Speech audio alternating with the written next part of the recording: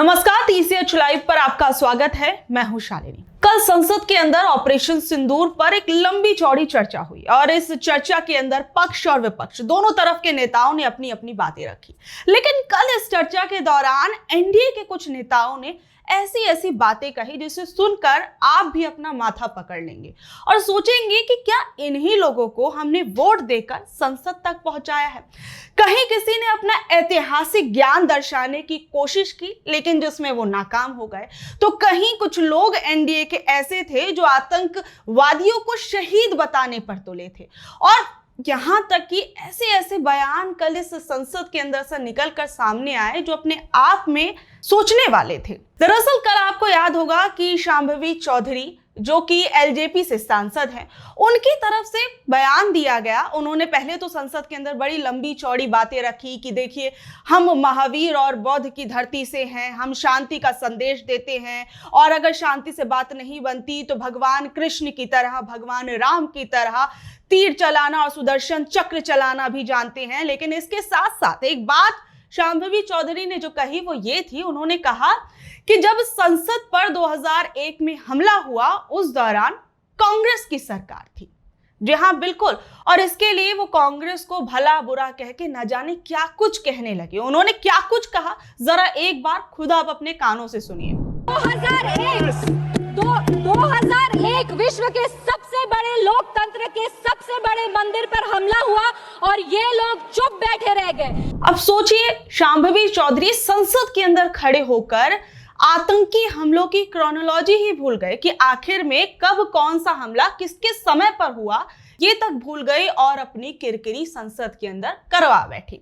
वहीं दूसरी ओर एक और बीजेपी के नेता के ऐतिहासिक ज्ञान को सुनकर तो आप लोगों का भी माथा शायद चकरा जाए। दरअसल बीजेपी के नेता कमलजीत सहरावत, जिन्होंने पोरस और सिकंदर के बीच हुए युद्ध को लेकर एक अलग ही ज्ञान दे डाला। उन्होंने कहा कि पोरस ने सिकंदर को 18 बार हराया था और सिकंदर ने माफी मांगी और पोरस ने उसे माफ कर दिया।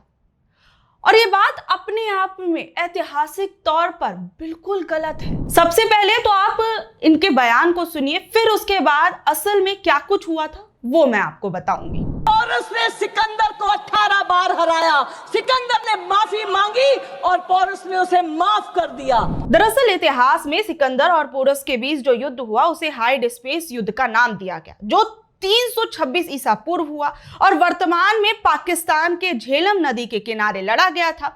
इस युद्ध में सिकंदर ने पोरस को हराया था। हालांकि पोरस ने बेहद साहस और दृढ़ता से इस युद्ध के अंदर मुकाबला किया था और युद्ध के बाद जो सिकंदर था वो पोरस के साहस से बहुत ज्यादा प्रभावित हो गया था और फिर उसने उसे वहां का राजा बना दिया और उसे कुछ क्षेत्र भी दे दिए।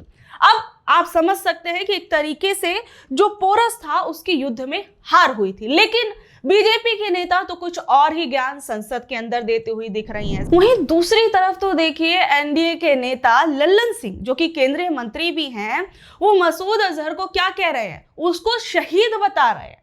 उन्होंने संसद के अंदर खड़े होकर किस तरीके से एक आतंकवादी को शहीद बताया, खुद आप अपने कानों से सुनिए। 7 मई को 6 और 7 मई की मध्यरात्रि में हमारे सैनिकों ने 9 आतंकवादी ठिकानों को ध्वस्त कर देने का काम किया और सैकड़ों आतंकवादी उसमें मारे गए, शहीद हुए। आप सबने देखा होगा टीवी पर, बहुत से लोग जो आका थे आतंकवादियों को उड़ो रहे थे। मसूद अजहर साहब, हाफिज शहीद। तो देखिए, ये कल संसद के अंदर कुछ ऐसी बातें हमारे उन सांसदों की तरफ से बोली गई, वो भी संसद के अंदर खड़े होकर, जिन्हें हमने अपने वोटों के जरिए संसद तक पहुंचाया है। अब लोगों के बारे में सोचने के बजाय किस तरीके से संसद चल रही है और किस तरीके से अब तक चलती आ रही, वो हम सब देख रहे हैं। लेकिन इस बीच में कल ऑपरेशन सिंदूर पर एक लंबी चौड़ी चर्चा देखने को मिली। इस दौरान काफी ज्यादा गहमा गहमी भी हुई। जिस तरीके से राजनाथ सिंह और गौरव गोगोई, इन लोगों के बीच में भी काफी ज्यादा बहस देखने को मिली। जब राजनाथ सिंह ऑपरेशन सिंदूर को लेकर बता रहे थे कि किस तरीके से भारतीय सेना ने अपना पराक्रम दिखाया, किस तरीके से ऑपरेशन सिंदूर के जरिए हमने पाकिस्तान को उसकी असल जगह दिखा दी, तमाम बातें कर रहे थे, वहीं गौरव गोगोई ने कुछ ऐसे कटाक्ष जो थे वो किए जो अपने आप में सुनने वाले हैं। जरा एक बार वो कल संसद के अंदर किस तरीके का माहौल था और क्या क्या बातें गौरव गोगोई की तरफ से कही गई, जरा वो सुनिए। आज ये खुद कह रहे हैं कि हमारा मकसद युद्ध का नहीं था। हम पूछना चाहते क्यों नहीं था, होना चाहिए था। आज उन्होंने खुद कहा कि हमारा मकसद जमीन लेने का नहीं था। क्यों नहीं था? पाकिस्तान ऑक्यूपाइड कश्मीर अगर आज नहीं लेंगे तो कब लेंगे? अब कल ये काफी ज्यादा लंबी चौड़ी चर्चा चली। असदुद्दीन ओवैसी ने भी ट्रंप को लेकर एक बयान दिया। उन्होंने कहा कि व्हाइट हाउस में बैठकर एक जो गोरा है वो सीज फायर का ऐलान कर देता है। काफी कुछ उन्होंने कहा, जरा वो सुनिए। पाकिस्तान को हम जानते हैं, पाकिस्तान और इजराइल इस पूरी दुनिया में एक फेल्ड स्टेट है और पाकिस्तान के आर्मी चीफ को, जिससे हमारे स्ट्रेटेजिक रिलेशनशिप, इसको अपना दोस्त कहते हैं, उस देश का प्रेसिडेंट उस शख्स को बुलाकर खाना खिलाता है अपने साथ जिसके भाषण से हमारे लोग मारे गए थे। तो क्या आपकी खर्जा पॉलिसी कामयाब हुई? आप देख लीजिए। अच्छा, हमारे देश में एक ऐसी तंजीम है जिसका वजूद नफरत की बुनियाद पर और मजहबी अज़बियत को फैलाने के लिए बनाया गया। उनको तकलीफ है सेकुलरिज्म से, सोशलिज्म से, मगर हमारे संविधान के प्रियम्बल में लफ्ज सॉवरेन है। सॉवरेन का मतलब यह है कि हम खुद मुख्तार हैं, हम हाकिम आला हैं, हम अपने मुल्क के मुकद्दर का फैसला करेंगे। एक गोरा व्हाइट हाउस में बैठकर भारत की सीज फायर का ऐलान करेगा, यह आपका नेशनलिज्म है। अफसोस होता है मुझे सर। वहीं कल कांग्रेस के सांसद दीपेंद्र हुड्डा ने एक ऐसी बात कही जो अपने आप में कुछ लोगों को हास्यास्पद भी लग सकती है, लेकिन अपने आप में ये बात काफी गंभीरता को भी दर्शाती है, बात की गंभीरता को। उन्होंने कहा कि या तो आप डोनाल्ड ट्रंप जो बार बार ये कह रहे हैं कि मैंने भारत और पाकिस्तान का युद्ध रुकवाया, तो या तो आप उन्हें जवाब देकर उनका मुंह बंद करा दीजिए, नहीं तो भारत के अंदर जो मैकडॉनल्ड है उसको बंद करा दीजिए। और इस दौरान उन्होंने किस तरीके से ऑपरेशन सिंदूर को लेकर क्या कुछ कहा, जरा वो सुनिए। अमेरिका के राष्ट्रपति ने 28 बार कहा कि सीज फायर हमने कराया। उससे भी चिंतनीय बात उन्होंने कहा व्यापार के धौस दे के दिखाया। बात थी आतंकवाद पे वार की, आ गई व्यापार पे।